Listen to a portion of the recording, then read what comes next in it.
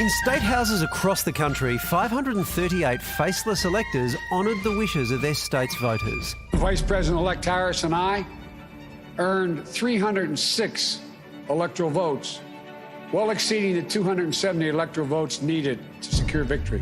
While in a parallel universe, self-appointed alternate electors tried to cast their votes, clinging to the fiction of a Trump victory.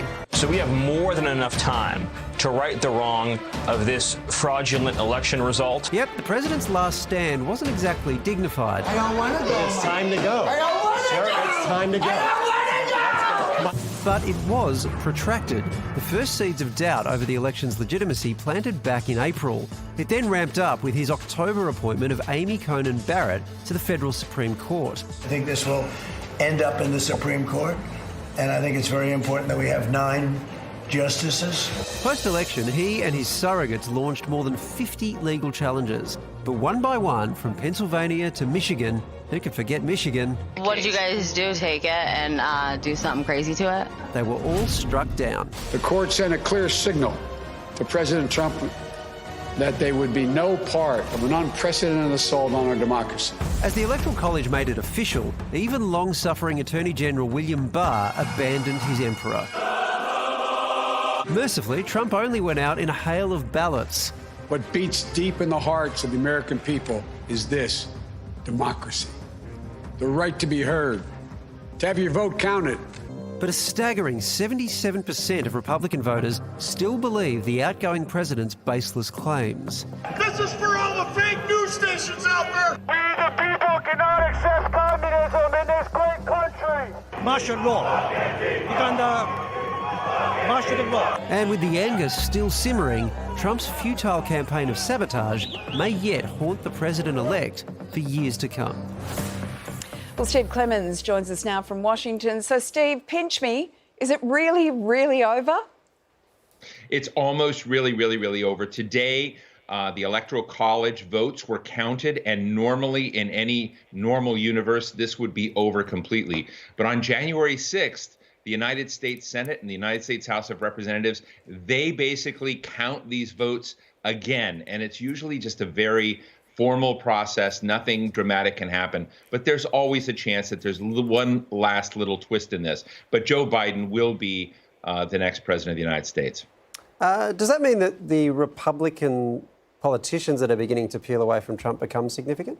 Yes. I mean, right now, we've already had several major Republican senators come out and say, you know, Donald Trump, you're done. Whether we like it or not, Joe Biden is president. So it's beginning to happen. Air is coming out of the Trump tires. And yet, for all that, we just saw in that story, 77% of Republican voters still believe Donald Trump's claims about the election, which says Republicans, as a voting base, are with him. So what does the Republican Party do? Do you think over the next few years they remain a Trumpian party, or do the politicians take it in a different direction? I mean, I think other politicians are going to come in and try and out-Trump Trump and try and take over the party. You've also got Ivanka Trump and Don Jr., who I think have aspirations of greatness. But Donald Trump doesn't want to go away, and he's going to continue to play to that crowd. And even when he is an ex-president, he's going to have ex-president rallies to, I think, flame up that base of his, but it will diminish. I mean, I think over time it'll get smaller and smaller and smaller, because if you're not the president and you don't have the Air Force One as your backdrop, the rallies aren't as cool. OK, so before we talk about what is going to happen in the next 4 years, what can we expect from Trump's last month as president? Is he going to continue to fight the election result? Is he going to play some more golf? Is he going to do some after midnight tweeting, or maybe govern? I think he's going to do all of the above except govern. I don't think he's much interested in governing. He's going to fire more people, and he's going to bring in real loyalists. I think he's going to create a little bit of chaos. So there's a lot that he can do to try to make the incoming team around Joe Biden have a really bad first day. Steve, America just passed another really grim milestone, 300,000 COVID-19 deaths.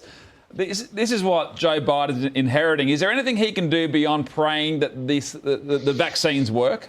Joe Biden and his team can talk to governors, they can talk to heads of hospital networks, and they can talk to public health officials. But Joe Biden doesn't have any ability to intervene or to say where, PPP should be going around the country, or whether, how the vaccine should be distributed. And when they come in, they can intervene very quickly because they will have talked to states all around the nation and have a good understanding of what's needed out there. But unfortunately, they're not going to be able to do anything at all until after he's inaugurated. Steve, it's always great to get your take on what's happening over there. It's also terrific to get a look into your lounge room. You do win Zoom Lounge Room of the Week.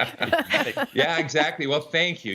Room Raider did give me a 10 out of 10, and they said if they could go higher with those masks, they would do that. Glad to hear it. Thanks a lot. Thank you, folks. Take care now. Still not sure. I feel like you can do it. You've got it. You've both got it. You've got to do the face as well, though. There's a face thing that he does that you've got to do. Can I work on that in the break? Because I think that's going to take some time. From expert opinions to in-depth analysis and reporting, the Project YouTube brings you the biggest stories from Australia and around the globe. Hit the subscribe button now for news delivered straight to your feed.